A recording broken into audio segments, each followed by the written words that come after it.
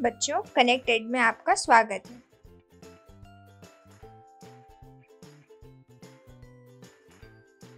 बच्चों, आज हम पढ़ेंगे पाठ उद्योग। इस पाठ में हम निम्नलिखित बातों पर गौर करेंगे। उद्योगों का वर्गीकरण, उद्योगों की अवस्थिति को प्रभावित करने वाले कारक, औद्योगिक तंत्र, औद्योगिक प्रदेश, प्रमुख उद्योगों का वितरण, पाठ से जुड़े प्रश्न उत्तर।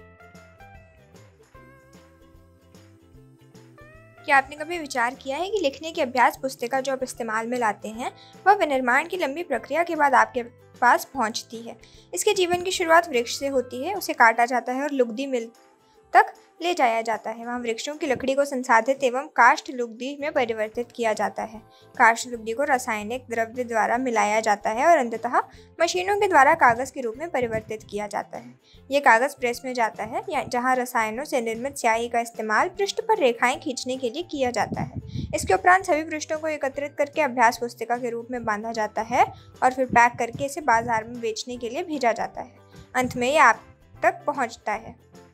दूसरे क्रियाकलाप या विनिर्माण में कच्चे माल को लोगों के लिए अधिक मूल्य के उत्पादों के रूप में परिवर्तित किया जाता है, जैसा कि आपने देखा लुगदी कागज के रूप में और कागज अभ्यास पुस्तिका के रूप में। ये विनिर्माण प्रक्रिया के 2 चरणों को प्रदर्शित करते हैं। उद्योग का संबंध आर्थिक गतिविधि से है, जो कि वस्तुओं के उत्पादन, खनिजों के निष्कर्षण अथवा सेवाओं की व्यवस्था से संबंधित है। इस प्रकार लोहा और इस्पात उद्योग वस्तुओं के उत्पादन से संबंधित है। कोयला खनन उद्योग कोयले को धरती से निकालने से संबंधित है तथा पर्यटन सेवा देने से संबंधित उद्योग है। उद्योगों का वर्गीकरण कच्चा माल, आकार और स्वामित्व के आकार पर किया जा सकता है। कच्चे माल के उपयोग के आधार पर उद्योग कृषि आधारित, खनिज आधारित, समुद्र आधारित और वन आधारित हो सकते हैं। कृषि आधारित उद्योग कच्चे माल के रूप में वनस्पति और जंतु आधारित उत्पादों का उपयोग करते हैं। खाद्य संसाधन, वनस्पति तेल, सूती उत्पाद, डेयरी उत्पाद और चर्म उद्योग कृषि आधारित उद्योगों के उदाहरण हैं। खनिज आधारित उद्योग प्राथमिकी उद्योग हैं जो खनिज अयस्कों का उपयोग कच्चे माल के रूप में करते हैं। इन उद्योगों के उत्पाद अन्य उद्योगों का पोषण करते हैं। अयस्क से निर्मित लोहा खनिज आधारित उद्योग का उत्पाद है। ये कई अन्य उत्पादों के विनिर्माण के लिए कच्चे माल के रूप में प्रयुक्त किया जाता है, जैसे भारी मशीनों, भवन निर्माण सामग्री तथा तेल के डब्बे बनाने में। आकार, उद्योग के आकार का तात्पर्य निवेश की गई पूंजी की राशि, नियोजित लोगों की संख्या और उत्पादन की मात्रा से है। आकार के आधार पर उद्योगों को 2 भागों में बांटा जा सकता है, लघु आकार के उद्योग और बृहत आकार के उद्योग। कुटीर या घरेलू उद्योग छोटे पैमाने के उद्योग हैं जिसमें दस्तकारों के द्वारा उत्पादों का निर्माण हाथों से होता है। टोकरी बुनाई, मिट्टी के बर्तन और अन्य हस्त निर्मित वस्तुएं कुटीर उद्योगों के उदाहरण हैं। बड़े पैमाने के उद्योग जो बड़ी मात्रा में वस्तुओं का उत्पादन करते हैं, उनकी तुलना में छोटे पैमाने के उद्योग कम पूंजी व प्रौद्योगिकी का उपयोग करते हैं। बड़े पैमाने के उद्योगों में पूंजी का निवेश अधिक और प्रयुक्त प्रौद्योगिकी उच्च स्तरीय होती है। रेशम बुनाई और खाद्य प्रक्रमण उद्योग लघु पैमाने के उद्योग हैं। ऑटोमोबाइल और भारी मशीनों का उद्योग बड़े पैमाने के उद्योग हैं। स्वामित्व के आधार पर उद्योगों के निजी क्षेत्र, राज्य स्वामित्व अथवा सार्वजनिक क्षेत्र, संयुक्त क्षेत्र और सरकारी क्षेत्र में वर्गीकृत किया जाता है। निजी क्षेत्र के उद्योगों का स्वामित्व और संचालन या तो एक व्यक्ति द्वारा या व्यक्तियों के समूह द्वारा किया जा सकता है। सार्वजनिक क्षेत्र में उद्योगों का स्वामित्व और संचालन सरकार द्वारा किया जाता है, जैसे हिंदुस्तान एरोनॉटिक्स लिमिटेड और steel authority of India limited. संयुक्त क्षेत्र में उद्योगों का स्वामित्व और संचालन राज्यों और व्यक्तियों अथवा व्यक्तियों के समूह द्वारा होता है। मारुति उद्योग लिमिटेड संयुक्त क्षेत्र के उद्योग का एक उदाहरण है। सरकारी क्षेत्र के उद्योगों का स्वामित्व और संचालन कच्चे माल के उत्पादकों, पूर्तिकरों, कामगारों अथवा दोनों द्वारा होता है। आनंद मिल्क यूनियन लिमिटेड और सुधा डेयरी सहकारी उपक्रम के उत्तम उदाहरण हैं। वे कारक जो उद्योगों की अवस्थिति को प्रभावित करते हैं कच्चे माल की उपलब्धता, भूमि, जल, श्रम, शक्ति, पूंजी, परिवहन और बाजार हैं। उद्योग उन्हीं स्थानों पर केंद्रित होते हैं जहां इनमें से कुछ या ये सभी कारक आसानी से उपलब्ध होते हैं। कभी कभी सरकार कम दाम पर विद्युत उपलब्धता, कम परिवहन लागत तथा अन्य अवसंरचना जैसे प्रोत्साहन प्रदान करती है ताकि पिछड़े क्षेत्रों में भी उद्योग स्थापित किया जा सके। औद्योगिकरण से प्रायः नगरों और शहरों का विकास एवं वृद्धि होती है। औद्योगिक तंत्र में निवेश, प्रक्रम और निर्गत शामिल है। निवेश में कच्चे माल, श्रम और भूमि की लागत, जल की उपलब्धता, परिवहन, विद्युत और अन्य अवसंरचना शामिल है। प्रक्रम में कई तरह के क्रियाकलाप शामिल हैं जो अच्छे माल को परिष्कृत माल में परिवर्तित करते हैं। निर्गत अंतिम उत्पाद और इससे अर्जित आय हैं। सूती वस्त्र उद्योग के संदर्भ में कपास, मानव श्रम, कारखाना और परिवहन लागत निवेश हो सकते हैं। प्रकरणों में ओटाई, कटाई, बुनाई, रंगाई और छपाई शामिल है। कमीज जिसे आप पहनते हैं वह उत्पादन है। औद्योगिक प्रदेश का विकास तब होता है जब कई तरह के उद्योग एक दूसरे के निकट स्थित होते हैं और वे अपनी निकटता के लाभ आपस में बांटते हैं। विश्व के प्रमुख औद्योगिक प्रदेश पूर्व उत्तर अमेरिका, पश्चिमी और मध्य यूरोप, पूर्वी यूरोप और पूर्वी एशिया हैं। मुख्य औद्योगिक प्रदेश अधिकांशतः शीतोष्ण कटिबंधीय क्षेत्रों, समुद्री पत्तनों और के समीप और विशेष तौर पर कोयला क्षेत्रों के निकट स्थित होता है। भारत में अनेक औद्योगिक प्रदेश हैं जैसे मुंबई, पुणे समूह, बैंगलोर, तमिलनाडु प्रदेश, हुगली प्रदेश, अहमदाबाद, वडोदरा प्रदेश, छोटा नागपुर औद्योगिक प्रदेश, विशाखापट्टनम, गुंटूर औद्योगिक प्रदेश, गुड़गांव, दिल्ली, मेरठ प्रदेश और कोल्लम तिरुवनंतपुरम औद्योगिक प्रदेश।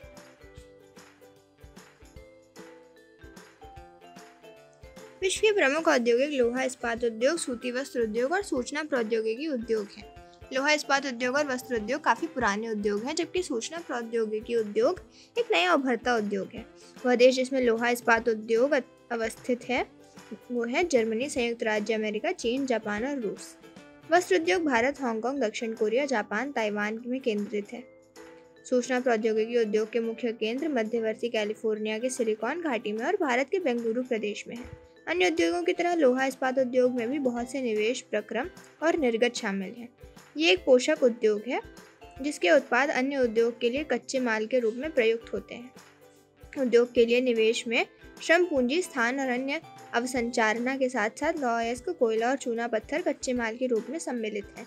लौह अयस्क से इस्पात निर्माण की प्रक्रिया में कई चरण शामिल हैं। कच्चे माल को झोंका भट्टी में रखा जाता है जहां ये प्रगलित होता है। इसके बाद ये परिशोधित होता है। प्राप्त उत्पाद इस्पात होता है जो अन्य उद्योगों के कच्चे माल के रूप में प्रयुक्त किया जा सकता है। इस्पात कड़ा होता है और इसे आसानी से काटा और आकार दिया जा सकता है अथवा इससे तार बनाए जा सकते हैं। एल्यूमिनियम, निकल, तांबा जैसी अन्य धातुओं उनको थोड़ी थोड़ी मात्रा में इस्पात में मिलाकर इसकी मिश्र धातुएं बनाई जा सकती हैं। मिश्र धातु इस्पात को असामान्य कठोरता, दृढ़ता और जंग प्रतिरोधक क्षमता प्रदान करती है। इस्पात प्रायः आधुनिक उद्योगों का मेरुदंड कहलाता है। लगभग सारी वस्तुएं जिनका हम लोग उपयोग करते हैं वे या तो लोहे या इस्पात से बने हैं अथवा इन धातुओं से निर्मित औजारों और मशीनों से बने हैं। पोत, रेलगाड़ी, ट्रक और ऑटो अधिकांशतः इस्पात से बने हुए हैं। यहाँ तक कि सेफ्टी पिन और सुइयाँ जिनका उपयोग आप करते हैं वे भी इस्पात से बनती हैं। तेल कूप इस्पात से बनी मशीनों से बेधित किए जाते हैं। इस्पात की पाइपलाइन से तेल परिवाहित किया जाता है। खनिजों का खनन इस्पात के उपकरणों से होता है। कृषि के यंत्र प्रायः इस्पात के बने होते हैं। विशाल भवनों का ढांचा इस्पात का बनाया जाता है। 1800 ईस्वी के पूर्व इस्पात उद्योग वहां स्थित थे जहां कच्चा माल, विद्युत आपूर्ति और बहता जल आसानी से उपलब्ध थे। बाद में उद्योग के लिए आदर्श स्थिति कोयला क्षेत्र के समीप, नहरों और रेलवे के निकट थी। 1950 के बाद लोहा और इस्पात उद्योग समुद्र पतन के निकट सपाट भूमि के विशाल क्षेत्रों में केंद्रित होने शुरू हुए। ऐसा इसलिए हुआ क्योंकि इस्पात निर्माण का कार्य समय तक बहुत विशाल हो गया और लौह अयस्क विदेशों से आयात करना पड़ता था।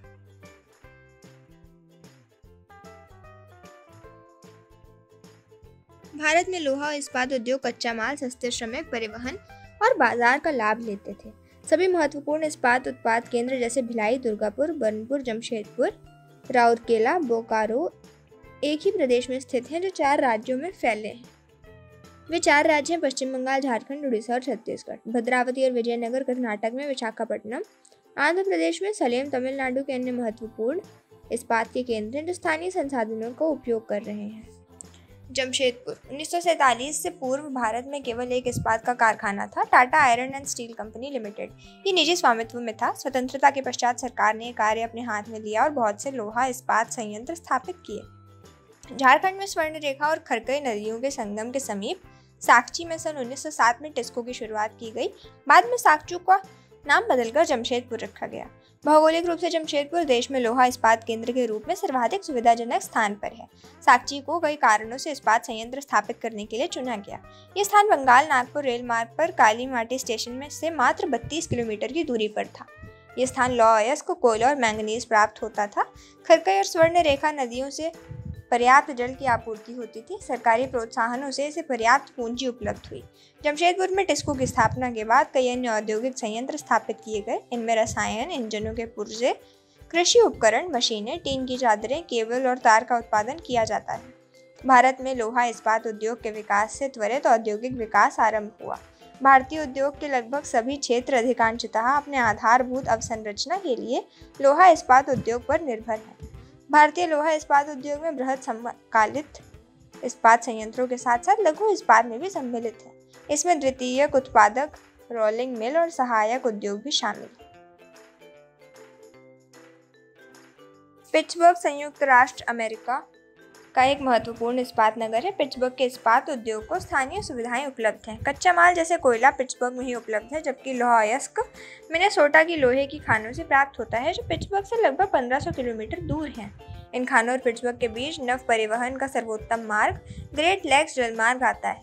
यह अयस्क के नौ परिवहन हेतु सस्या मार्ग है।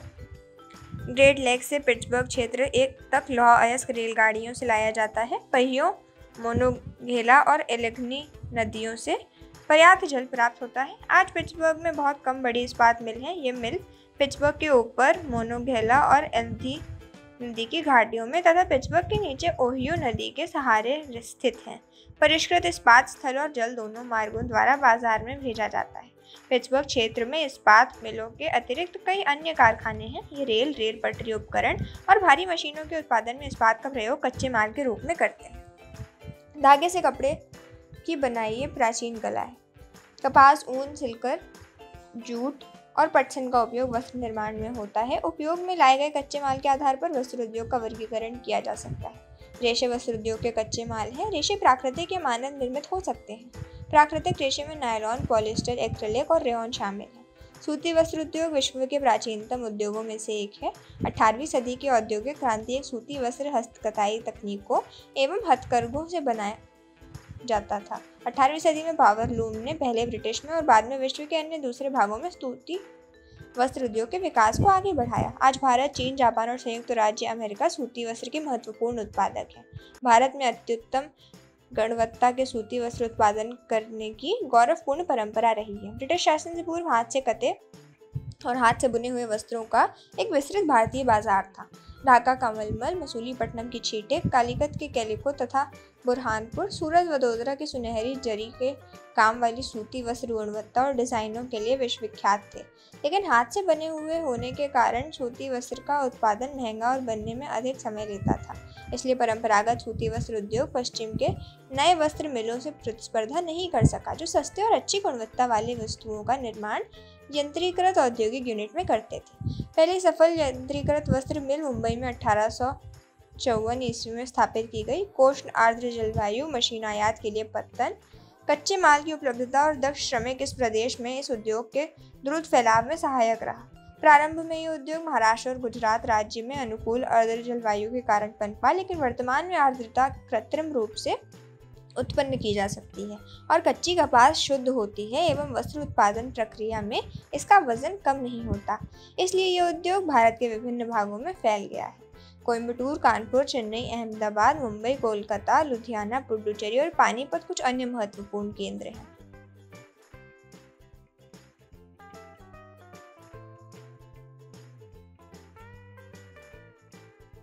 अहमदाबाद गुजरात में साबरमती नदी के तट पर स्थित है। 1859 में यहाँ पहली सूती मिल स्थापित हुई थी।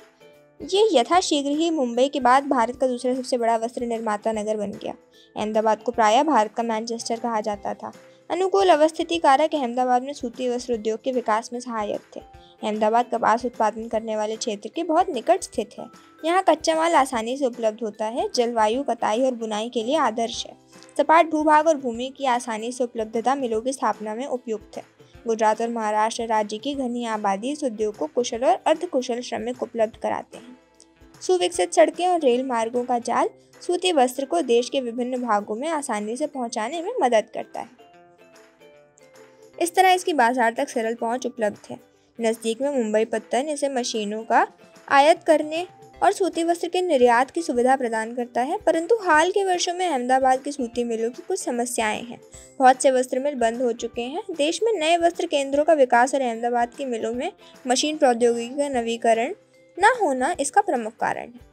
ओसाका, ये जापान का एक महत्वपूर्ण वस्त्र निर्माण केंद्र है। ये जापान का मैनचेस्टर के नाम से जाना जाता है। ओसाका में सूती वस्त्र उद्योग का विकास कई भौगोलिक कारणों से हुआ है। ओसाका के चारों ओर का विस्तृत मैदान सूती वस्त्र मिलों के विकास के लिए आसानी से भूमि की उपलब्धता सुनिश्चित कराता है। उष्ण और जलवायु कटाई व बुनाई के लिए बहुत ही उपयोगी है। जोडो नदी मिलों के लिए पर्याप्त जल उपलब्ध कराती है। श्रमिक आसानी से उपलब्ध है। पत्तन की अवस्थिति कच्चे कपास को आयात करने और वस्तुओं के निर्यात की सुविधा उपलब्ध कराती है। ओसाका का वस्त्र उद्योग पूर्णतः आयातित कच्चे मालों के ऊपर निर्भर है। कपास मिस्र, भारत, चीन और यूएसए से आयात की जाती है। परिष्कृत उत्पाद अधिकांशतः निर्यात किया जाता है। उच्च गुणवत्ता और कम मूल्य की वजह से उसका एक अच्छा बाजार है। यद्यपि देश का ये एक महत्वपूर्ण उद्योग है, लेकिन हाल ही में ओसाका के सूती वस्त्र उद्योग का स्थान अन्य उद्योग जैसे लौह इस्पात, मशीनरी, जहाजरानी, ऑटोमोबाइल, विद्युत उपकरण और सीमेंट लेते जा रहे हैं।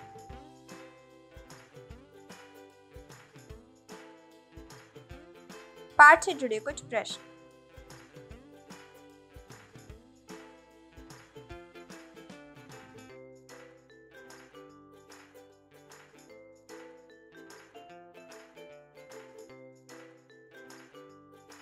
प्रश्नों के उत्तर।